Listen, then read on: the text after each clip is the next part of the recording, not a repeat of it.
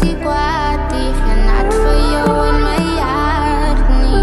Ons was maar net nie van mekaar nie, maar ons memories aan my nooit verlaat nie.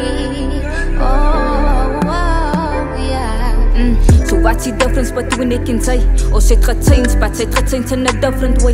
Ek wou al settle, cause ek weet ek sou nie biete kry. Ek was jou peace, but die streets word sy nog entertain. So I see difference, die rede hoekom ons twee nou moet sukkel, die rede hoekom ons problems ontwikkel. Maar I see alle, my gevoelens is in die middel. Die liefde wat ek gekry het, toe sy kwam my verdubbel. Maar ek het klaar nie, cause ek weet ek was nie biete nie.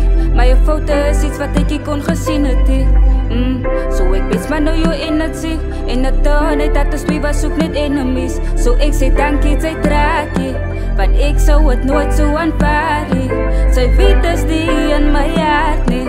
Jou memories sal my nooit verlaat nie. Laat gaan, dit was goed tot dit nie meer was nie. Maar ek is die kwaad, die geen hart vir jou in my hart nie.